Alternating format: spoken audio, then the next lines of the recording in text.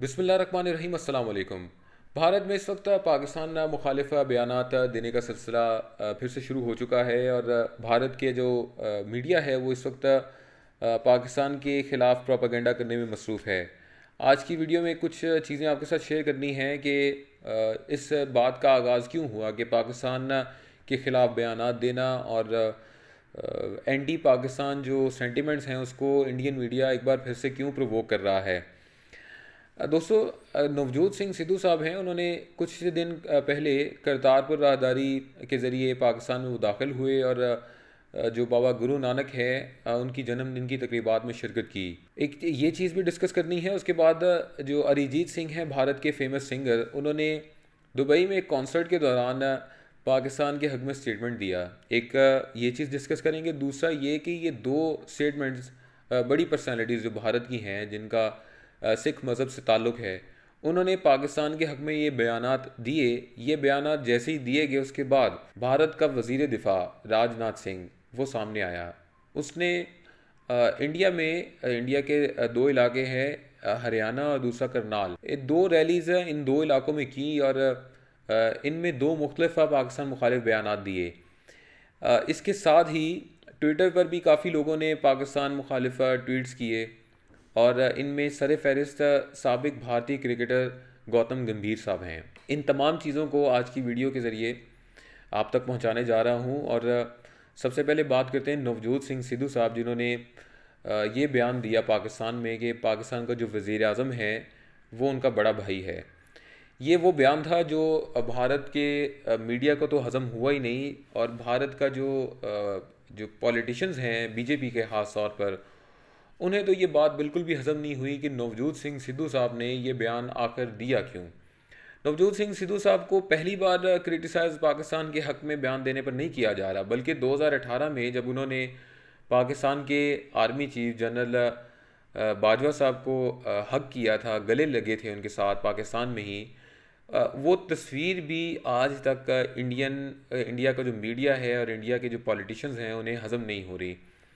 ये तो अमन की तरफ कदम था जो पाकिस्तान ने उसमें पहल की और जो नवजोत सिंह सिद्धू साहब हैं उन्होंने इस का जवाब जो है वो पॉजिटिव तरीके से ही दिया। अब राजनाथ सिंह जो वज़ीर दिफ़ा हैं भारत के, उन्होंने ये बयान दिया कि जो हरियाणा में उन्होंने खिताब किया है उसमें उन्होंने कहा कि पाकिस्तान दहशत गर्दी के ख़िलाफ़ लड़े और इस सिलसिले में भारत की जो फ़ौज है वो भी उनकी मदद करने को तैयार है। तो ये वो स्टेटमेंट था जो हरियाणा में इस वक्त इंडियन मीडिया के मुताबिक राजनाथ सिंह साहब ने दिया है।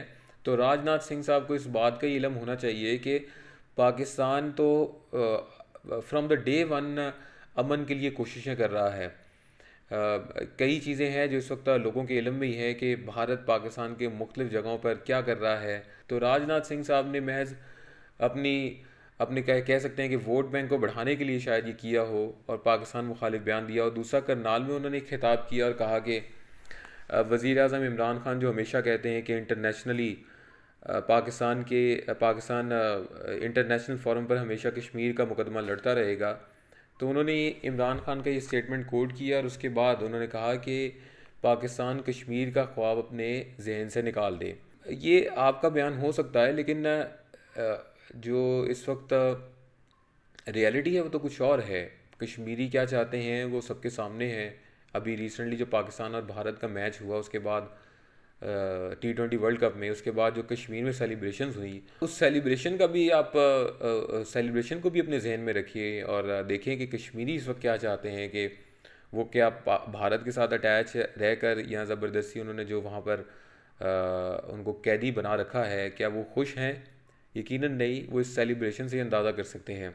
राजनाथ सिंह का बयान आपके सामने ही है। दूसरा ये कि भारत के जो साबिक क्रिकेटर हैं गौतम गंभीर साहब, उन्होंने भी सिद्धू साहब को आड़े हाथों लिया, उनको तनकीद का निशाना बनाया। बीजेपी के ये रहनुमा है गौतम गंभीर साहब और इनका ट्वीट इस वक्त आप स्क्रीन पर देख भी रहे हैं कि उन्होंने किस कदर नवजोत सिंह सिद्धू साहब को क्रिटिसाइज़ किया। और अगर अमन पसंद राजनाथ सिंह साहब के बकौल अगर वो भारत वाले खुद ही हैं, भारत खुद ही है, तो ये स्टेटमेंट अगर नवजोत सिंह सिद्धू साहब ने दिया है, तो उसको तो वेलकम करना चाहिए था पूरे भारत को। और भारत में कुछ लोग ही हैं जो पाकिस्तान मुखालिफ सेंटिमेंट्स को प्रोवोक करते हैं, वरना भारत के मजमूई तौर पर लोग तो अमन पसंद लोग हैं और पाकिस्तान के साथ एक अच्छे ताल्लुकात की ख्वाहिश रखते हैं। इस बात का अंदाज़ा आप अरिजीत सिंह के बयान से भी कर सकते हैं, जो उन्होंने दुबई में एक कॉन्सर्ट के दौरान कहा कि मालूम नहीं पाकिस्तान के जो गुलकार हैं उनको भारत में परफॉर्म करने की इजाज़त क्यों नहीं दी जाती। अरिजीत सिंह साहब ने 3 पाकिस्तानी गुलकारों के नाम लिए, जिनमें शफ़क़त अमानत अली ख़ान है, राहत फ़तेह अली ख़ान है, आतिफ़ असलम साहब हैं, कि वो ये 3 पाकिस्तानी जो सिंगर्स हैं वो उनके फेवरेट सिंगर्स हैं और वो उनके काफ़ी उन्हें उनके गाने उनके म्यूज़िक को पसंद करते हैं। तो अरिजीत सिंह साहब जो कि सिख मज़हब से ताल्लुक़ रखते हैं, और नवजोत सिंह सिद्धू साहब जो सिख मज़हब से ताल्लुक़ रखते हैं, उनके बयानात पाकिस्तान के हक़ में देना, उसके बाद पूरे भारत में इस वक्त भारतीय मीडिया में और भारत की जो सियासत है उसमें हलचल मची हुई है कि क्यों ये 2 सेलिब्रिटीज़ ने पाकिस्तान के हक़ में बयान दे दिया। ये तमाम चीज़ें आपके साथ डिस्कस कर ली। अब बात करते हैं कि पाकिस्तान में जब भी इंडिया के कोई भी फ़नकार आए हैं, ताल्लुकात पाकिस्तान और भारत के जिस तरह के भी रहे हों, पाकिस्तान ने किस कदर प्यार और मोहब्बत से इन भारतीय फ़नकारों को पाकिस्तान में वेलकम किया है। सबसे पहले मैं बात करूँगा गिप्पी ग्रेवाल साहब की। गिप्पी ग्रेवाल साहब कुछ साल पहले पाकिस्तान आए थे और वाघा बॉर्डर के ज़रिए जब वो पाकिस्तान दाखिल हुए तो फेडरल गवर्नमेंट ने उनको स्टेट प्रोटोकॉल दिया, और स्टेट प्रोटोकॉल देने के बाद उनको फैसलाबाद में उनका जो पुराना घर था पार्टीशन से पहले, वहाँ का विज़िट करवाया गया, उनको मुकम्मल सिक्योरिटी दी गई। उसके बाद जब वो बाबा गुरु नानक दरबार पर गए, वहाँ पर उनको पूरे एजाज़ पूरे प्रोटोकॉल के साथ वहाँ पर ले जाया गया। उसको पंजाब गवर्नमेंट ने पूरा प्रोटोकॉल दिया, और जब गिप्पी ग्रेवाल यहाँ से वापस गए इंडिया, तो कितनी मोहब्बत और कैसे अच्छे अल्फाज का इजहार उन्होंने एक वीडियो में किया, एक इंटरव्यू में किया। वो इंटरव्यू आपके सामने ही है, आप सुन सकते हैं उसको, कि जिसमें उन्होंने पाकिस्तान के लोगों की मोहब्बत और पाकिस्तान की खूबसूरती की तारीफ़ की। दूसरा ये कि मीका सिंह भी कुछ साल पहले पाकिस्तान आए थे। वाघा बॉर्डर के ज़रिए जब वो पाकिस्तान दाखिल हुए तो उनको गवर्नर हाउस लाहौर में ले जाया गया, और वहाँ पर उनको एक ज़बरदस्त किस्म का वेलकम किया गया। उसके बाद मीका सिंह ने बाबा गुरु नानक दरबार पर हाज़िरी दी, और उसके बाद कराची एक कॉन्सर्ट में गए, वहाँ पे उन्होंने परफॉर्म किया, और परफॉर्मेंस के बाद वो वापस इंडिया चले गए। आप उनसे भी कभी पूछ लीजिएगा राजनाथ सिंह साहब कि पाकिस्तान के लोग कैसे हैं। अगर इन 2 इंडिया के जो आर्टिस्ट हैं ये भी नाकाफ़ी हैं आपके लिए, तो फिर एक और आपके साथ नाम शेयर करता हूँ, और वो है शत्रुघ्न सिन्हा साहब। शत्रुघ्न सिन्हा साहब जब पाकिस्तान आए एक शादी की तकरीब में शिरकत के लिए, तो इत्तेफाक से उस शादी की तकरीब में मैं ख़ुद भी मौजूद था। उस शादी की तकरीब में शत्रुघ्न सिन्हा साहब से मेरी जब गुफ्तगू हुई और मैंने कहा कि आप पाकिस्तान तो काफ़ी अरसे बाद आए हैं, तो मिस नहीं किया पाकिस्तान को। उन्होंने कहा कि मैं पाकिस्तान जब आया हूँ तो मुझे ऐसा लगता है कि मैं अपने लोगों में आ चुका हूँ। तो उनको भी किस कदर प्यार और मोहब्बत के साथ पाकिस्तान में रखा गया।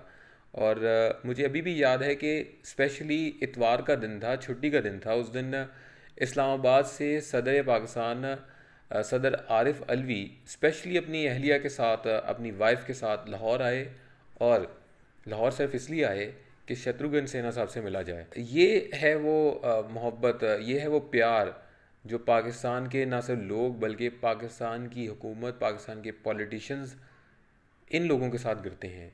किन लोगों के साथ? कि जब वो इंडिया से यहाँ पर आए मेहमान बनकर।